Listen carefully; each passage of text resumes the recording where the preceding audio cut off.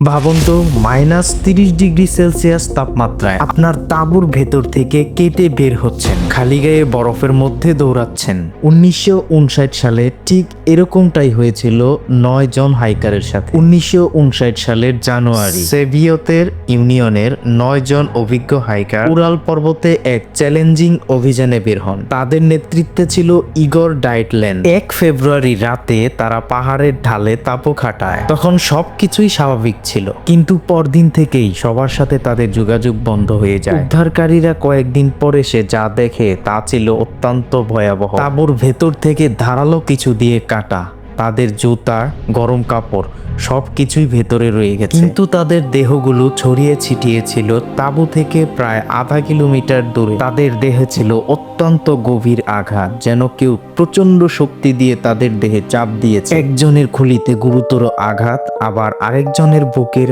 পাঁজর ভাঙা। এর মধ্যে সবচেয়ে রহস্যজনক হলো একজনের জিহ্বা ও নরম কিছু কোষ অনুপস্থিত ছিল, কিন্তু আশ্চর্যের বিষয় হলো কোনো লড়াইয়ের চিহ্ন পাওয়া যায়। তন্ত্রে বলা হয় প্রচন্ড তুষারপাত অথবা অতিরিক্ত ঠান্ডাই ছিল তাদের মৃত্যুর কারণ। কিন্তু প্রশ্ন আজও রয়ে গেছে, সেই রাতে এমন কি ঘটেছিল যার কারণে 9 জন অভিজ্ঞ হাইকার তাদের তাঁবু কেটে বাঁচার জন্য দৌড়াচ্ছিল।